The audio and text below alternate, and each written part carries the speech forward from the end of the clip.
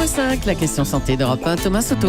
C'est le nouveau virus qui inquiète l'Organisation mondiale de la santé, le MERS. Bonjour Dr Kierzek. Bonjour Thomas. C'est quoi ce MERS ? Alors, le MERS, c'est le syndrome respiratoire du Moyen-Orient, c'est l'acronyme en anglais. C'est un virus respiratoire. Alors vous allez me dire, c'est un virus respiratoire de plus. Nouveau, pas forcément, ça fait 3 ans qu'il est identifié. Les premiers cas ont été identifiés en 2012 en Arabie Saoudite, d'où ce nom Moyen-Orient. Et c'est un virus qui est proche du SRAS qu'on avait connu en 2003, il y a un peu plus d'une dizaine d'années, et qui avait fait un certain nombre de victimes. Et ce virus est responsable de pneumonie, de la fièvre, des symptômes respiratoires, d'où ces syndromes de détresse respiratoire. Mais alors comment il se transmet, comme une grippe ordinaire ? Alors comme une grippe ordinaire, c'est un mécanisme de transmission et avec des symptômes qui sont assez proches de la grippe. Et surtout, d'où il vient comme les virus de la grippe et comme souvent ces problèmes viraux, il vient des animaux et en particulier du chameau.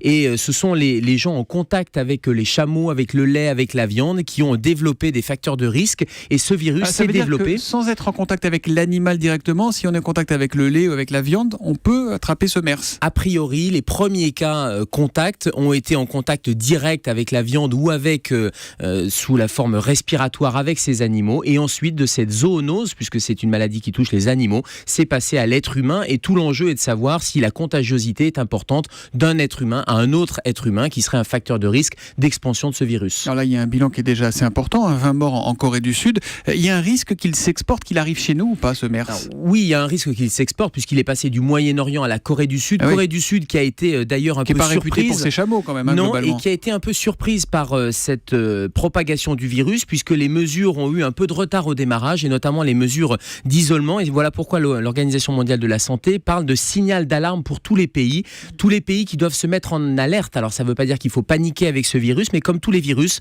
il est probable qu'il va muter, et il va probable qu'il va se répandre au niveau de la planète, d'où rapidement isoler, traiter les patients, mais c'est surtout l'alerte qui va permettre d'isoler ce virus. Quelle est la différence, docteur, entre un virus et un coronavirus ?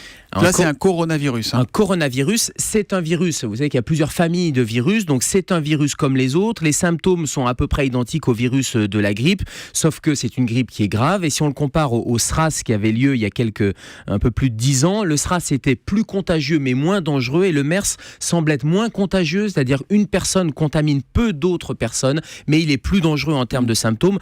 Donc j'allais dire pas de panique, mais vraiment une vigilance armée, parce que comme tous les virus, le risque c'est la transmission de masse si le virus arrive à muter, et c'est toutes ces dangerosités-là qu'il va falloir surveiller dans les mois. Aux arrivées, ça va recommencer tout ça ? D'où les mesures, alors un peu à retardement, mais qui maintenant sont efficaces en Corée du Sud, de contrôle de température, et il n'y a pas de restriction de voyage pour l'instant, mais éviter d'être en contact, se laver les mains régulièrement et ne pas être en contact de foule par exemple, sont des mesures de sage précaution. À chaque question, sa réponse, tous les matins avec le docteur Kierzek, chaque question santé, docteur qui nous revient demain à 7h-5. À demain Gérald. À demain Thomas.